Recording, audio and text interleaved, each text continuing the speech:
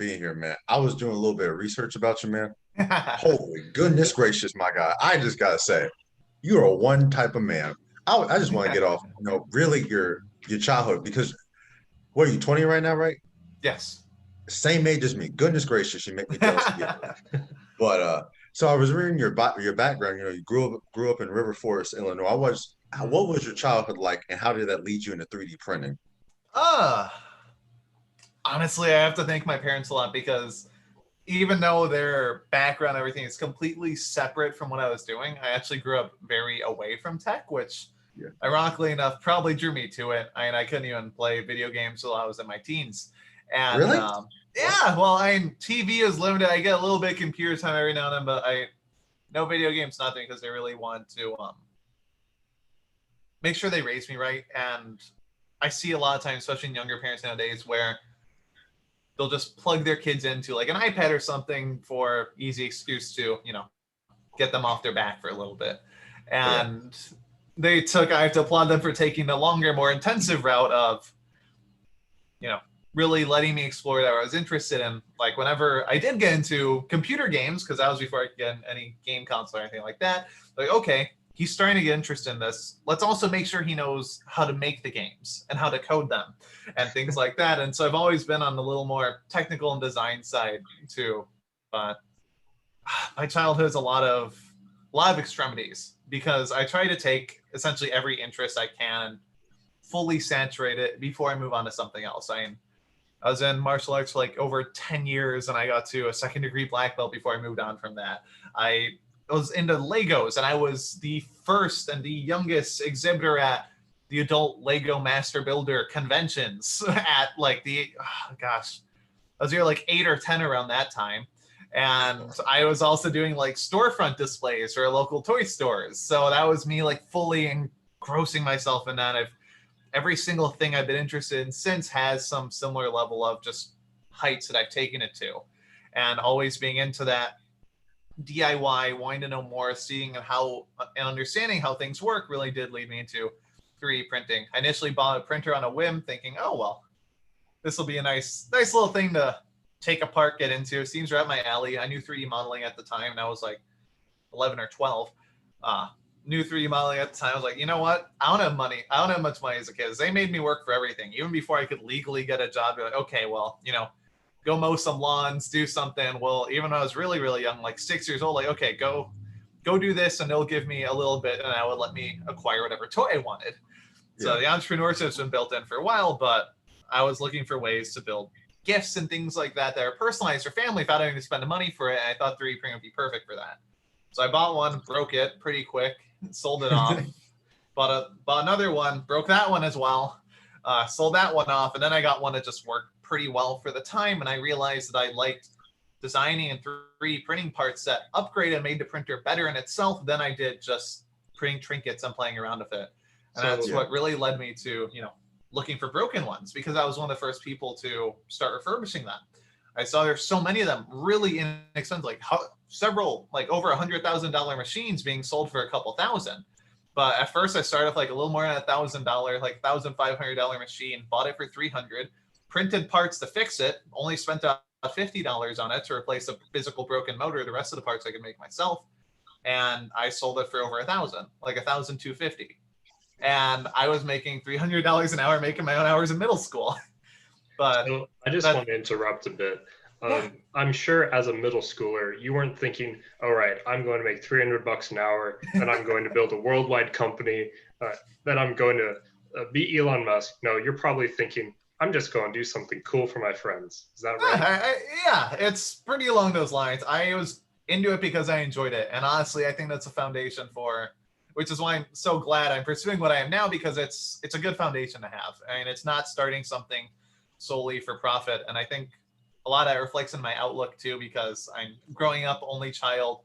My father's on the investment side and managing money for very wealthy people. And growing up, I've met a lot of those people, and a lot of times I've also seen too where and heard and been a product of their advices of following things that you enjoy and want to actually pursue and not just follow money, because you can have quite a bit of it and be very comfortable shoes at their pace and their age, but realize that you regret not taking certain opportunities or not following certain paths. And, well, even though you're comfortable, then there's not much else you can do. So yeah, that's kind of, that led into why I'm pursuing this, but that's kind of how I got into the 3D printing industry as well.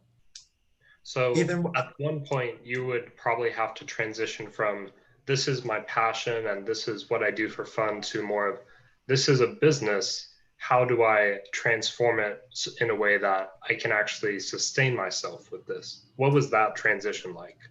Well, as I mentioned, I'm kind of glad I mentioned the entrepreneurial bit before this, because I've always taken something that I enjoyed and been able to turn it into a business. Because I mean, there's people nowadays, you can make money doing just about anything if you have the skill and knowledge to market it right and do it. I mean, there's people that literally poo in boxes and ship them, and they're making thousands of bucks a week because they're shipping as like pranks.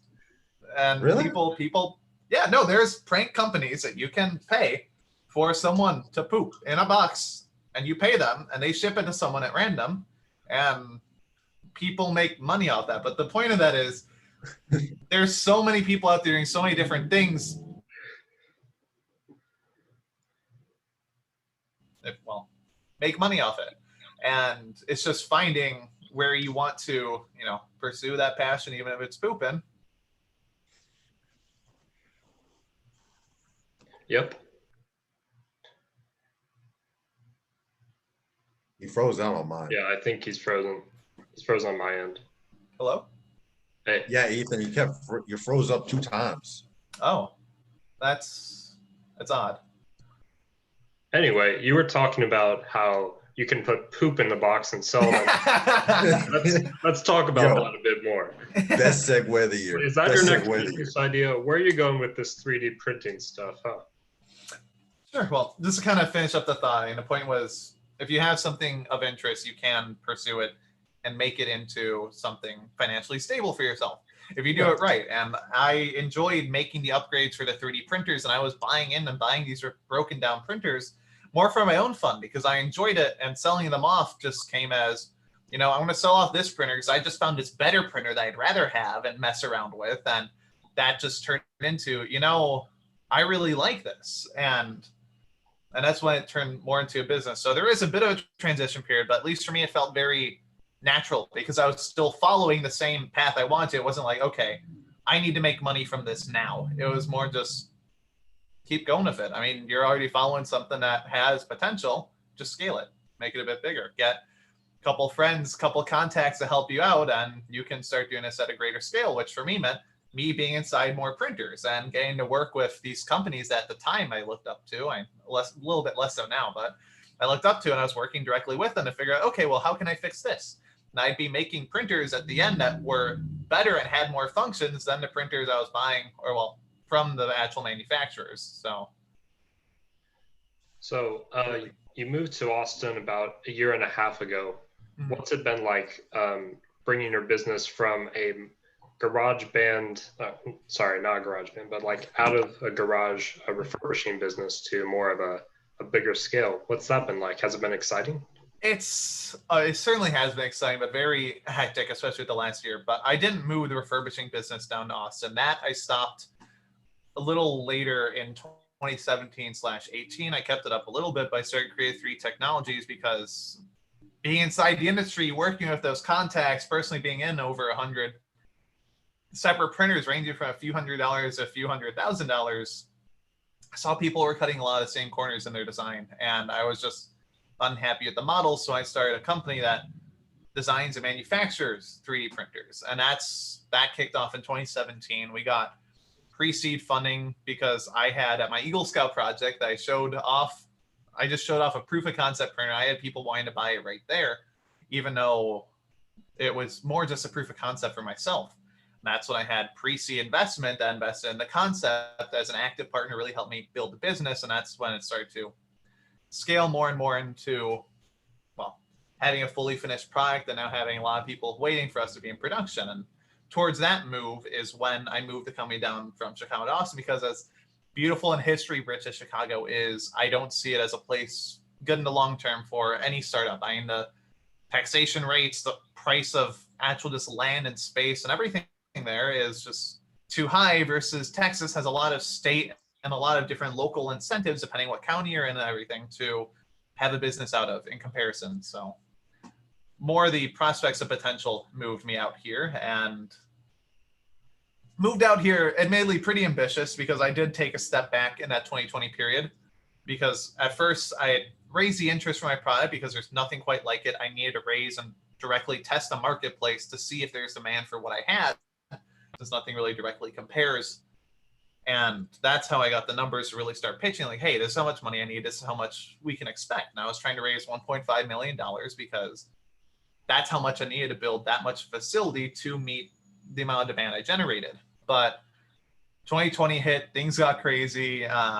Little bit of a low point for me as well. And I had a family member I looked up to very much at the age of 95, surprisingly, passed away, and things were just a little bit of a low point. So I took a bit of a step back to reevaluate, because there's, at least to me, I don't see it being as probable of me raising 1.5 million in a COVID climate. And I don't see necessarily that same amount of demand, even though they have expressed they're still all interested. I've got a big wait list. And see reaching that demand being as probable. I wanted to make sure I had, all my pace and stuff set up right, which is what got me in a Capital Factory. I'm one of their portfolio companies now as of recently, and really address the business to raise less money, at least be generating revenue, so we're getting out there, and also just to be a lot more efficient. So we can just produce more around like 10 printers in a single month, which we're getting demand more around for 60 per month, but to be sustainable and profitable, which is exactly what you want. So now I'm at the tail end of raising that remaining amount. We've already done over 135,000. We're trying to do 5. Well, you cut out first. Oh no, I'm the one that cut out. Great. Well, I think I cut out for a second. Okay, are we back? Because yeah, I'm back. Ethan was telling a great. I just like hearing Ethan talk. I'm not gonna say nothing. I just want to hear Ethan talk. Okay. I think I cut out at the point where you said 2020 was a bit of a bad year. He's off the tailwind of it. The tailwind of the funding. Sure. Okay. The second time. Well, as I mentioned, it's kind of a year that I used to try to reflect, reposition, and ready myself to go back in things. A little bit more of a fresh mind, more educated, more prepared, because I knew coming down to Austin, I would need, especially being kind of a team of one, I would need more mentorship, advisors, and that kind of team to back me up outside of necessarily being officially employed, because most of that's just employees for production. But I needed that kind of support team. I didn't have that at the time. And I overestimated how much time it actually take to try to gain all that when moving into Austin. That's what held me back in the beginning. But if I was funded much earlier, I probably would have gone under if I hadn't, taken that little reflectionary period. But that's about where I am today. And that's how 2020 went, at least. Well, look on the bright side. There's a lot of stimulus going on, and you'll be able to hopefully come back stronger than ever, right? Yeah, no, things have been significantly easier, especially now that things are opening up and having that kind of traction, and already partially having a funding round raise and a whole lot of other elements working in my favor, and being with Capital Factory and all that, things have been a lot easier, and I'm walking into it just a lot more prepared in general, which is it's been nice. And you probably got a paycheck protection loan, maybe, or a little bit. I'm cruising mostly off the savings from my past business, but so I have a little bit of leeway from that. But also, I do things on the side, just kind of for fun and that as well, which has been great because it's letting me printer back there for all sorts of things. Like right now, Renzo Piano, who designed the Shard in London, has a residential project in Colorado. One of the first only residential projects. He's mostly doing bigger buildings, and I'm making, well, it's like it's an all connected house of touchscreens and stuff. I'm making like frames for the touchscreens, which that's rent money for me at least. And I'm doing just things here and there that let me utilize the printer and continue throwing it through stress tests, which it's broken records. It's actually putting us in Guinness pretty soon as well, which is exciting. It's for this little model. This model is called Benchy. It's a benchmark boat. Basically, if you print a good Benchy, you have a good printer.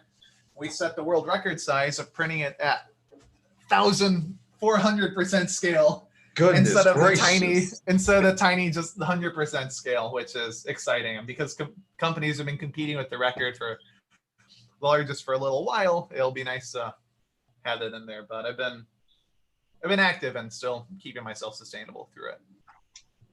Well, what are your future endeavors going to look like? This 3D printing technology, is it going to be used in space or just industrial applications? A bit of everywhere, which is exactly what I was intending.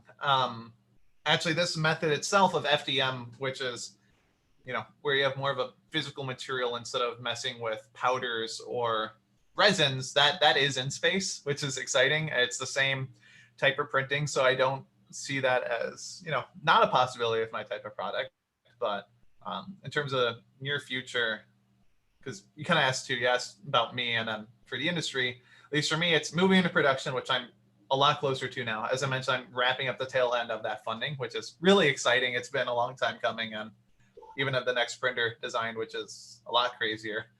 And in terms of industry, it's been a bit of everyone. I really see manufacturing in general being moved and decentralized from main manufacturing hubs like China, where you're getting mass amounts of parts. I see it more around something custom, where you have just smaller shops that are able to make any part on a whim within the same tolerances, designs, and everything as you design from your company. For example, Ford, I hope I can talk about this. They're interested in my printer because in a future plan, at least what the representative told me, is that they want to be able to put printers in each dealership to make parts on demand if they ever need it, instead of ordering them from somewhere else. And they're interested because my printer just takes like the jobs of over 6 separate printers into one. So it'd be an all-in-one solution to that, instead of having like 6+ printers that try to make separate types of parts and combine together. And I just see in general that decentralization of, okay, you have a proven design, you have a proven model and everything, and little manufacturing hubs around the world can just make it within the same tolerance on an as-needed basis at basically whatever capacity you could need as this technology develops to be able to handle larger batches and mass productions of products. And that can be literally anywhere. That could be potential for Mars colonies. There is a design out there showing what 3D printed colonies could look like, and everyone had a challenge to make the best kind of printable colonies, because it's much more efficient to move up materials and make material even up there and then to just ship each an individual part. Or like the ISS, for example, they had printers out there to print whatever breaks on demand instead of trying to ship up those heavy parts, because you don't know what's going to break and when it's going to break. Make it on site and at the time it breaks, instead of preparing for just about everything. So that's where I see things headed, at least in my opinion.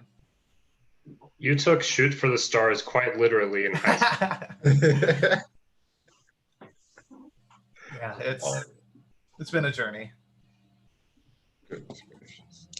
Well, Mace, you got anything? I just want to talk to Ethan, man. I am amazed with this guy.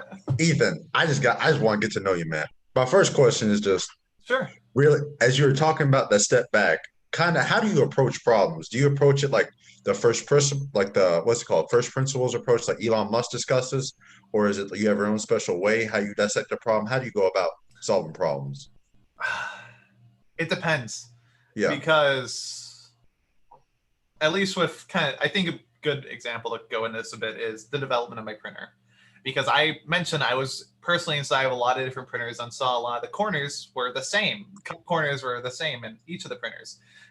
And that really made designing a printer hard, because those were all the machines I had experience with. That's what I knew. And that was the basis I was starting to design my machine on, following the same design principles and cut corners, not knowing that it was a corner cut in the first place, which really led me back to, the drawing phase again to, okay, well, how do I do this correctly and do this the right way, which led me doing college courses in the middle of high school, which thankfully we had iPads. I had my set time. Okay, I'm going to participate this amount of times per class, so they're not mad at me, sustain these grades, and then I can get what I need done. Yeah. But a lot of times I just try to address problems with an all-encompassing solution. And that's really what shows in my printer, because at least the introductory printer is a combination of 3D printing. Because usually if you want to print something like big, like that boat I showed, or something, speaking of the boat, really, really micro size, it's the same one, but That's amazing, man. Wow. which is done on the same printer. But if you want to print something around like coin face precision, that's 2 separate printers, because there's a whole set of problems that a design team needs to overcome to make a nice product to produce a small printer well, or small prints well, because it's precise, small, linear movements and things like that. And that's completely contrary to the set of problems you need to overcome to make a big printer of larger, less precise rails, for example. And the same goes for trying to print metals or carbon fibers, or printing multiple parts at the same time, or flexibles. Everything seems to be a very separate printer, and I wanted something that did it all in one. And that conveniently doing that just solved a whole lot of problems that I didn't even know really existed within each of those categories. Because similar to how paper printers use multiple colors to make one color more vibrant, because you don't have 50 different colors inside little color cartridges, you might mostly have 2 that mix together in different amounts to create different colors. 3D printing functionalities that were typically separate, like large printing or finite printing, can be combined to make more vibrant single parts. So if you only want a big print, by combining different types of 3D printing, you can make that large print faster and stronger than the competition by mixing like large format printing and high-speed 3D printing. So I ended up solving and making more effective solutions for each of those individual categories unintentionally. But I don't know, I just try to address problems as I see them and make the most effective solution using the most recent reliable technology that I can. Because I notice a lot of times in industries, a lot of innovation is deferred. And a lot of times, at least for 3D printing, it's so they can keep buyers in a buying cycle. So you buy the next big 3D printer with something that was innovated and really found out and perfected years ago. While I'd rather just offer the bleeding edge of that and do that now. And makes a whole bunch of other capabilities with it. But I try to make the most effective route possible to solving problems. And for this kind of printer, it was different, because to do something like this, there's a good reason why no one's combined all those different types of 3D printing, because each of them has its own problem set that I was mentioning, but you get new ones from trying to combine the two, and become such a big pyramid of issues that unless your company's built to do things differently, and anywhere from design to production of it, you won't be able to make it because you're following the same old constraints. So I try to just keep myself educated on the latest and greatest, see new methods of design, new methods of production, taking advantage of them. So in my case, it's 3D printing 3D printers. And so you 3D print your printers. So when you create your first 3D printer, you use that to make more 3D printers. Somewhat. Certain parts, because I'm not able to create those geometries in any other manufacturing method, I 3D print. And because my printer is, well, I try to make it the best method of doing any of that. It's got a lot of benefits because it's a constant stress test of your own printer. It shows you trust your own company enough to print your own printers. And constantly producing parts like that, if you run into an issue, hopefully you can push out an update or new part before a competitor or before a customer runs into that issue. Or if something does break or needs to change the design, you can change your entire production line in hours. So there's a lot of advantages to it, but it's not entirely 3D printed. That'd be awesome, but there are certain components that you just can't make other ways that are crucial to this printer's function that you need to make through a 3D printer. And that's what I meant by, if you're following the old design constraints, which most companies don't design for 3D printers because you're having manufacturing plants in like China make them. And unless those companies are built up to use those design methods with their product design and also use methods like 3D printing to make these parts, which they're not doing because that require more capital and trying to do it in-house, which is the problem I'm having because I need to raise more capital to do it in-house.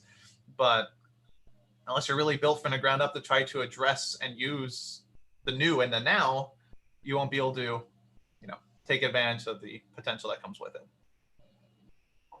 One more thing. How did you even go about raising that millions of dollars at your young age? Normally, it's hard for most people to trust a 19-year-old at the time or 20-year-old. Like, how'd you do it? Well, the 1.5 million number I was mentioning that I wasn't able to raise it because, again, COVID hit and it was a lot less realistic for a 19-year-old to raise that much money. But it's tough. But it's really looking for the right people. And that's essentially why I was trying to get in Capital Factory again. But when people say networking, connection, and who you know is everything, it really is, because you need those warm introductions to get your foot in the door. And if someone knows my age or something beforehand, it can be an instant shut off, or it can work for me. Or sometimes people are thinking, oh, this kid's going somewhere, invest in people, let me get money in him as early as possible. Or other people are thinking, he's 19, the hell does he know? And, well, it makes things both kind of easier and tough. I feel like there's a bit more to prove in that sense, but also, of course, makes things tough in trying to get your foot in the door. But if people come to understand me, they know that experience is a measure of time. Yes. And I've had the luxury of youth and time on my side, because for about 3 years of development, even trying to make this product and make all this a reality, in terms of pure work hours, including like trying to do high school, I was running 130 plus hour weeks. I slept an everyman cycle, which is 4 hours per night with 2 30-minute incremental naps put in, because once you're used to it, even though you'll feel sick and awful trying to do it for the first few months, waking up from those short periods of rest is an energy boost and it just lets me do more. And because the 3D printing industry is so recent, in terms of it really blowing up since around 2008 when the patents lifted, I was in it since 2012, not long later. I have equal experience in terms of years inside the industry as other other competitors, executives, unless they've been in it from when, only 2 companies really held the patents on 3D printing. And in terms of hours, I far surpass a lot of them because, again, that experience is a measure of time. And I was personally observing and studying the rise and fall of the other companies while I was still refurbishing the printers. I was inside their printers and I just took advantage of having that, younger, youthful energy, because I'm well aware that I don't want to waste it while I have it, because try to do something like this, 20 years from now, it'll be a lot harder. Yeah. Pull any kind of hours like that, impossible. Yeah. But trying to work harder and smarter at the same time really helped make up the experience gap. So if people can listen long enough to have that, then they know there's quite a bit to me. And if they shut it out beforehand, well, I suppose it's their loss. So you're the kind of person that HR talks about on the job applications when they say, we want a kid just out of college with 10 years 20 years of experience. Yeah, I do break that paradox of, you need experience to get experience, but I come in already having it. Exactly. Yep. Ethan, what's your sleep schedule like now? Are you still pulling them 130-hour weeks? Please say no. I was when I ended up moving to Austin. I think that's part of what screwed me over, because you are burning a wick on both ends in that sense, and you're going to feel that shut down a bit. And when I mentioned there was a bit of a low point for a number of reasons, I think that just burnout was a bit of a part of it, and recovering and getting back to it was a lot of it. Actually, it was kind of a rough time, but now I've got a much better personal balance, especially because I moved to Austin trying to create that personal balance, because as much and great as being passionate about your work is, if there's nothing else to do, you will go back to that work. At least that was my scenario. And that's partially why I want like 2-bedroom apartment, physically have that divider in my work. But there's also enough in Austin going on weekly to pull me out. And when COVID hit, that was completely taken away. So the schedule and relevancy I was starting to get got crushed, and I just wasn't prepared for that kind of disruption.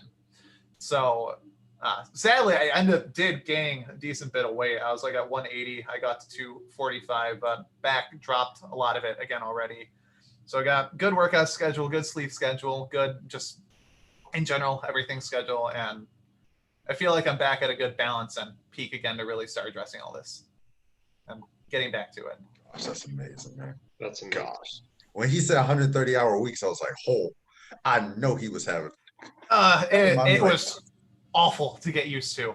I mean, there were throw-ups. You felt sick, and if you close your eyes for too long, you'd be out. But I think that's partially what screwed me up too, because feeling sleepy starts to not be a relevant feeling to you anymore. And you just don't really get it. So trying to move out of that schedule and moving to Austin, there is no biological clock set, which made it tough. And that's partially where like all the work now, I'm trying to actually perfect my own schedule, because I'm aware I'm young. I'm aware that I wake up later and work later. So I pivoted my whole schedule to that. And now I literally exhaust myself by working out like 2 hours, basically like most days of the week. So then I am completely tired. Nope, you're not going to do anything else. You're gone for the night. You passing out when you get home. You have exactly. No energy. I do it at like 10 p.m. Do that. I'm back at 12. I shower up. I'm clean, ready to go the entire next day, and energized from the workout the previous night. So I'm good to go for a good productive day after that. Cycle repeats. Incredible. Goodness. Ethan, what type of books should you be reading? I'm just curious now. I don't have time to read, but I try to do audio. I try to do audio because I like to have some kind of noise in the background whenever I am working or doing just about anything. And just whole plethora of knowledge. I've always been a big fan of history, and I believe there's always, the saying, if you don't learn from history, you're doing to repeat it. I try to learn what I can from history as well, but in general, just anything that catches my eye, anything from different lectures. And I've been reading currently, I forget the title of it, but Gordon's book. He's the president of Capital Factory. So I'll try to have either information that's relevant to the industry or relevant to at least enrich my own knowledge, because again, I didn't want to put my entire business on hold to go through the traditional college track, because as much as I see it relevant, especially for people that don't know where they're going, it's a wonderful experience to enrich yourself. But I find I can find the information I need to online, try to address it personally, because I've always been a good fan of do-it-yourself kind of learning if you have that drive and passion, because a lot of people need that in-class lesson, but I've never needed it, and I've been able to find what I need to on my own. So I try to educate and just improve myself with whatever books and relevant recommendations I get at the time. So most people who are in college probably aren't a fan of dropping out and wasting all the money yes. they've already invested. What advice would you have for them? Great question. So if they're considering dropping out to pursue something right now, or like, I say it depends on the drop out. I don't think that's the best idea in most cases. Or should they do something on the side? And if so, what should they do on the side? I think it depends on their stage. I think it depends how early and everything they're trying to do it, because I had an established business I'm basically ready to go, purchase orders and a whole lot of history by the time that I would be college age. I was looking at UT Austin, for example, and I was asking there, how can someone working a full-time job still attend like those first 2 years when I want to do manufacturing, I want course in business, I want different types of engineering, I want a whole plethora. And there's just, for me personally, I didn't find any college routes that mix that. Yep.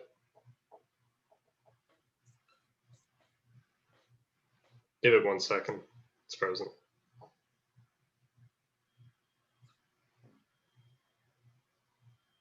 There's a storm going on in central Texas right now, so I think.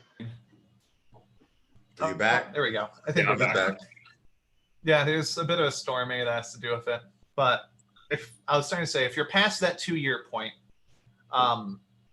basically you can have whatever education need elongated, and you can just go from, because you already have a bachelor at that point, you can have individual classes take as much time as you want. So if you have something you're really passionate about that's fueling, you've got good opportunity, I say explore it as much as you can before fully dedicating to yourself. And if it's something you're positive that you'll be on your deathbed, your dying moments thinking, I regret it. I regret not doing it, because I refuse to live a life that will leave me with regrets there, because I am confident that is the worst feeling of the world, knowing that there's nothing you can do at that moment.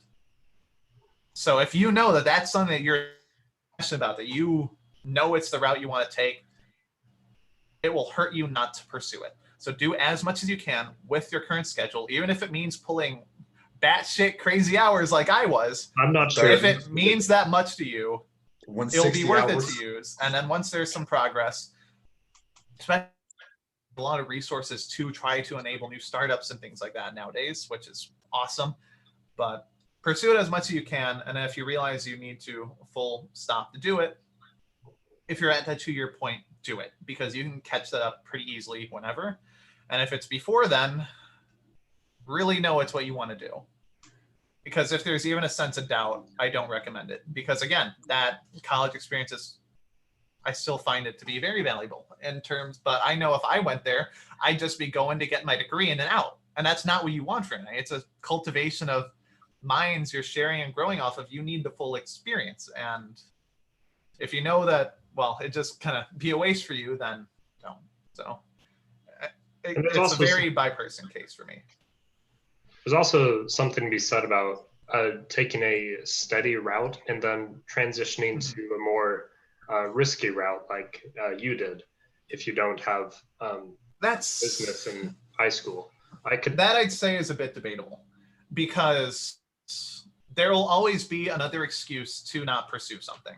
Because for me, it was college. Oh, wait till you're done with college. And then after that, wait till you have some stable income. Wait till you have some savings built up. And that's like, oh, well, now you want a house. Wait till after the house. Wait till after the family. And by that time, you get to those similar scenarios where you regret and you're too old to really pursue it, because at that point, the excuse just grows and grows and grows. So, oh, well, I'll wait till I'm retired. And that's not when you want to do things. The age and time to do things with the most risk is while you're young, because you can come back from it. There's still options, and you have that flexibility and youth to fuel that kind of just young, dumb decision. You know, I'm going to follow this no matter what. And hey, even if it fails, like for me, I know this looks great on a resume as history. Yeah, you could probably get a job at Apple right now. No question.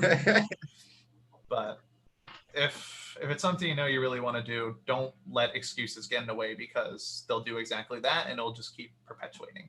So in a lot of ways, you do have to kind of break from that standard mold and course. And if it's something you really will regret, then I recommend start looking outside the mold, but see if you can still follow it a bit on the side, which I'm still doing, courses every now and then online and getting some credits in too. So, because I find that helps educate me a bit more as well. So I try to still stay on course a bit. Incredible, man. Ethan, we're friends now, man.